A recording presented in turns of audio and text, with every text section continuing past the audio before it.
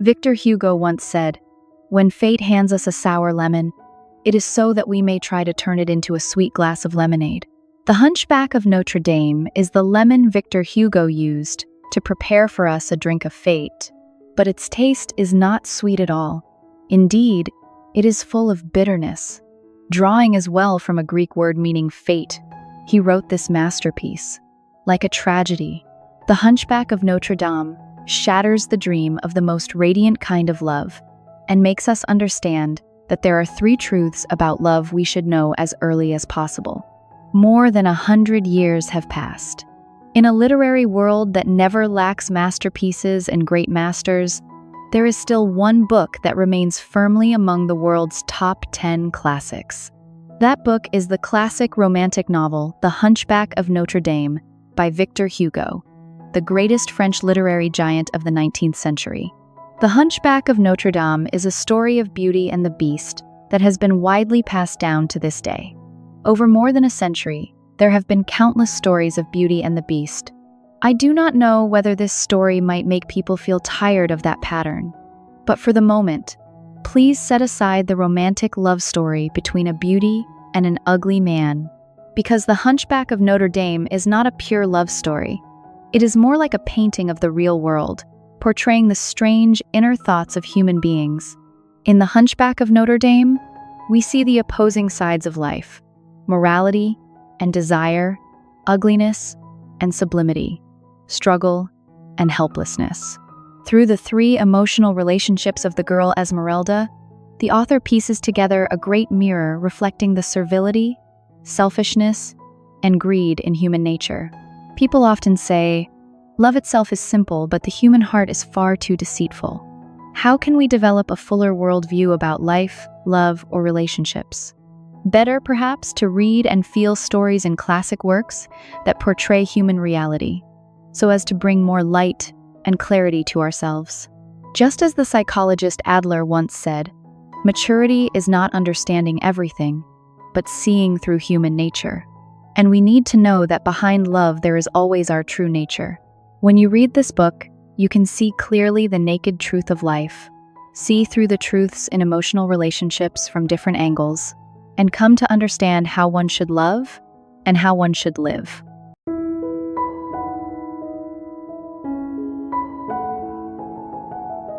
Beneath that skin, there may be 1,000 masks. In the square before Notre Dame, amid enthusiastic cheers and shimmering firelight, a beautiful young girl dances gracefully to the rhythm of the drum. Her name is Esmeralda, a girl who supports herself by street dancing. From Esmeralda radiates a fiery passion for life, making it hard to believe that she carries such a tragic and difficult fate. When she was very small, Esmeralda was kidnapped and torn away from her loving mother. She grew up wandering from place to place, yet never once complained about fate. On the contrary, Esmeralda became warm-hearted, kind, and beautiful. Many young men pursued her, but Esmeralda gave her whole heart only to Captain Phoebus. Their meeting is a classic case of the hero saving the beauty. In Esmeralda's mind, Phoebus is the prince on a white horse, sword in hand, noble and gallant. Because her love is so deep and her passion so intense, she is always ready to grant every request Phoebus makes. Even when he calls her out to the outskirts in the middle of the night, she does not hesitate. One day, when she goes with Phoebus to a little inn, the sweet and blissful atmosphere makes her lose herself, and she confesses, "To become your wife would be my greatest pride." But who would have expected that after hearing this? Phoebus would reply in a cold voice, "Things are very good as they are. Why should we marry?" In truth, Phoebus desires only Esmeralda's beauty. He does not cherish her in the least. When Esmeralda tries to ask more about this, a figure suddenly leaps from the darkness, stabs Phoebus, and flees. Seeing Phoebus writhing in pain in a pool of blood, Esmeralda faints. Yet when she awakens, all the guilt is laid upon her. The cruel court uses criminal law to force her confession and sentences her to death. But rather than trying to defend herself, she is more concerned about Phoebus's safety. And yet, even until she is taken to the gallows, she receives neither news nor rescue from Phoebus. In fact, Phoebus is perfectly fine. After learning that Esmeralda has been accused, he simply chooses to ignore it and leisurely goes away to amuse himself with other women. The painful truth is that until the moment Esmeralda dies, she never realizes that the perfect lover in her heart is nothing but a vile, greedy, and dishonest man. There is a saying, the sky may be measured, the earth may be measured, but in the end, the human heart cannot be predicted. Do not use your own feelings to measure the hearts of others. Do not use the short span of your life to test love. And do not think that just because you love someone sincerely with all your heart, they will respond to you in exactly the same way. Because in love, too many people wear masks, hiding greed and selfishness. No matter how deeply you love, never place your whole life in someone else's hands. Always leave yourself a way out, a path for yourself.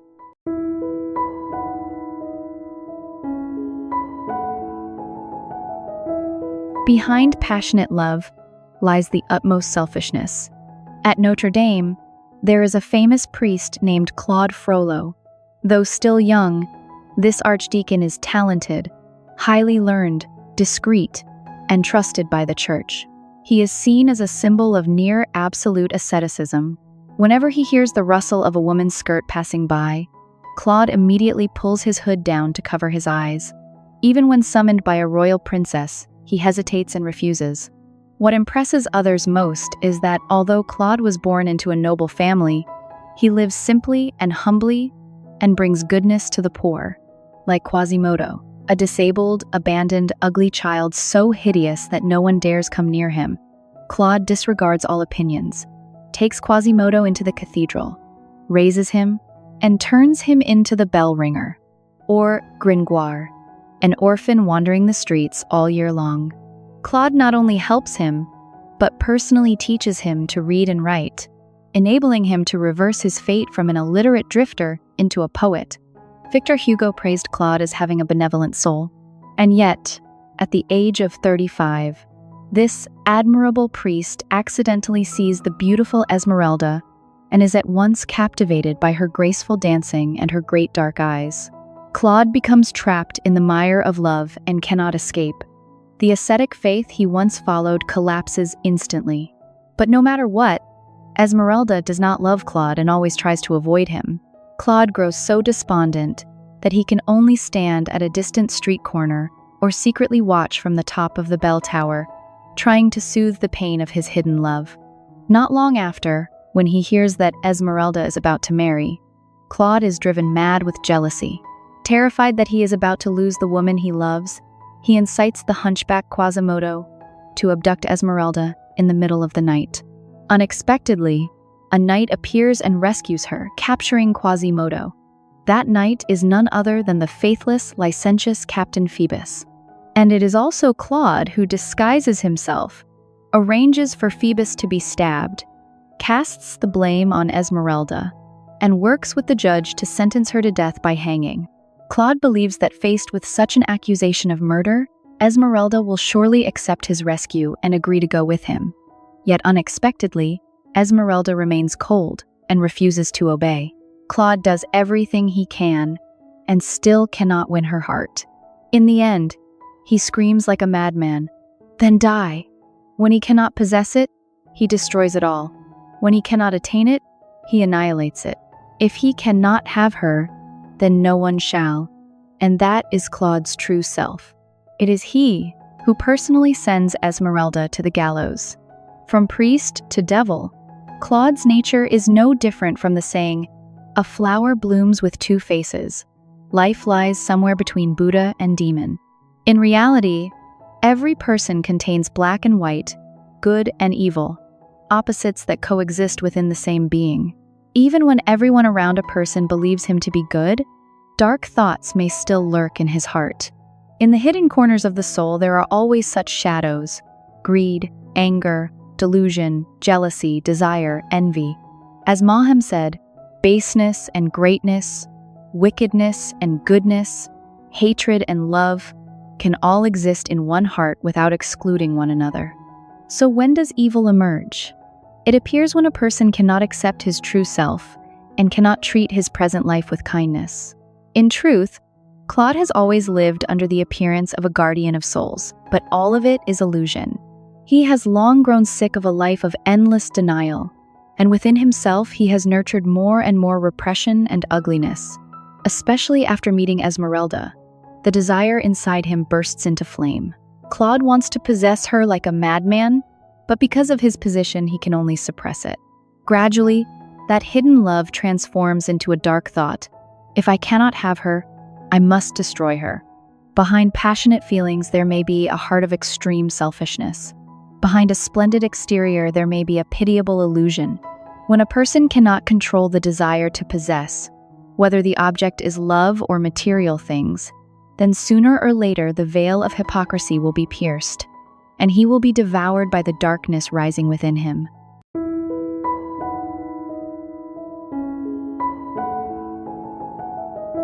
The one you love may not be beautiful, but must be kind and sincere. The monster of Notre-Dame, Quasimodo, has only one eye, a hunchback, and crooked legs. Because of his terrifying ugliness, he grows up amid the contempt and bullying of others. Society's indifference and human coldness make him cold, harsh, and rough in turn. He is like a walking demon, never treating anyone kindly except his foster father Claude, until the day he meets Esmeralda. At first, Quasimodo kidnaps Esmeralda on Claude's orders, but the kidnapping fails. He is captured, beaten, and sentenced. The next day, Quasimodo is tied up in the square. He is beaten until he is bruised all over, and blood runs across the ground. He whispers hoarsely, "Give me some water," but all he receives is mockery, abuse, and stones hurled at him. Even his foster father Claude turns away coldly and leaves. Only Esmeralda comes forward, disregarding everything that happened before, smiles and pours water into his mouth. The cool stream moistens his bitter throat and warms that lonely, frozen heart. Quasimodo sheds the first tears of his life. From that moment on, in Esmeralda's presence, he is no longer cruel and forbidding, but becomes her loyal protector, guarding her with a pure and faithful heart. When Esmeralda rejects Claude's rescue and is about to be taken to the gallows, Quasimodo seizes the moment when no one is looking, leaps down from the bell tower, defeats the executioner, and carries her away. By the time anyone realizes what has happened, Quasimodo has already returned to the cathedral and proclaimed her under the cathedral's protection. Under the law of that time, Notre Dame is a sanctuary. A criminal who steps inside may become as sacred as a saint, and no one may touch them. The two are safe, but only on the condition that they never leave, or they will be punished. While inside Notre Dame, Quasimodo accidentally discovers Claude's evil intentions toward Esmeralda. Though he fears his foster father, he still resolves to stand up and say, "Unless I am dead, no one will touch Esmeralda." But even though he risks his life to save Esmeralda, loves her, and cares for her with painstaking devotion, Esmeralda still turns away in fear at the sight of this ugly monster. Then, Esmeralda is tricked by Claude Frollo, driven from the cathedral, seized in public, and hanged alive. After Esmeralda's death, Quasimodo kills his foster father with his own hands. Then he goes to the charnel house, embraces her body, and dies with his love. Who could have imagined that one so ugly, so despised and scorned by all, would possess such kindness, sincerity, and purity toward the one he loved? A writer once said, "Within the evil nature of man there is also goodness and beauty. In polluted and filthy air there is still the fragrance of flowers. Just as sunlight still breaks through the cracks in black clouds, so too in foul and muddy mire there may bloom a pure white lotus." A person with a cold face, who seems distant and selfish, may still contain within him a gentle and sincere heart. It is just that so often people fixate on the evil and the negativity in him and overlook the halo of goodness. 2 years later, people discovered the skeleton of a deformed man lying beside Esmeralda's skeleton. When they tried to separate them, the two skeletons turned to dust at the same moment. The greatness of the Hunchback of Notre Dame lies in the fact that it teaches us that beauty seen by the naked eye is not necessarily true beauty. A person with a beautiful face but full of ugly thoughts is merely a walking corpse. By contrast, beneath an ugly appearance, there may still dwell a gentle soul and a kind heart. So remember this: the person you love may not need beauty, need not be rich, but must absolutely possess kindness, goodness, and sincerity. Character is always the first thing that should guide our choice of partner, the one who will stand beside us.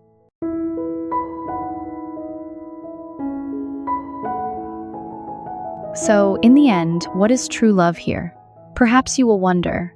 However sincere Quasimodo may have been toward Esmeralda, he still comes to a tragic end, just like the wicked Claude.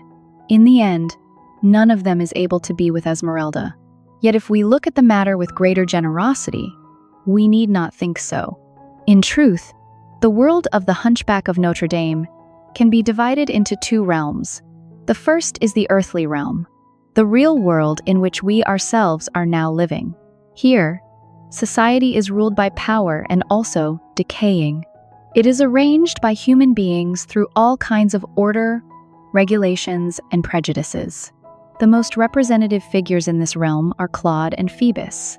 As archdeacon, close to the emperor, Claude Frollo is a prominent figure of power, and Captain Phoebus, commander of the king's guards, is full of worldly desires, lust, drunkenness, deceit, and selfishness.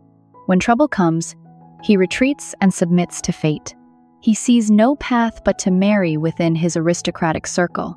In the novel, when it speaks of Phoebus's marriage, it describes it as a tragic ending. Think about it. Why do so many of us still cry out that life is suffering? Is life truly suffering in itself? Or do we perhaps carry within ourselves the shadows of Claude and Phoebus? The pursuit of power, ambition, selfishness, the naked truth of earthly reality and of human nature in the realm in which we live is something worthy of profound reflection. By contrast, Quasimodo and Esmeralda are beings with the souls of gods, Quasimodo with his sincerity, Esmeralda with her goodness. They do not truly belong to the earthly realm, and therefore they are torn apart by its order and brought to a tragic end. Though they perish in the mortal world, they may still shine in the second realm, the kingdom of gods, whose true name is love. In fact, these two cannot unite in the painful earthly realm. Esmeralda is indeed afraid of Quasimodo, even though he loves her enough to betray everything, his benefactor, even Notre Dame itself. Yet in the end, they are united in the spiritual world. Therefore, when the gate of that spiritual world opens and the worldly winds blow through it, the bones of those two beings intertwine and turn instantly into dust.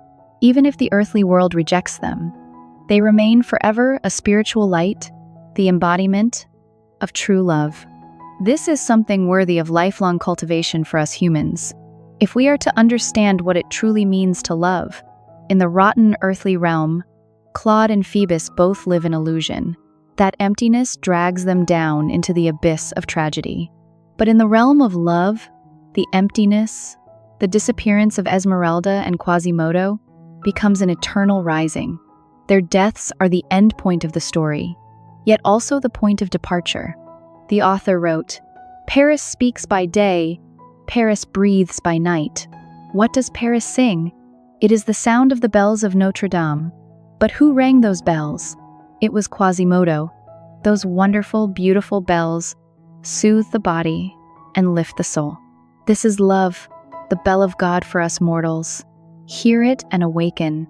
Free yourself from ambition and from the selfishness of human society. Only sincerity and kindness can give love its wings."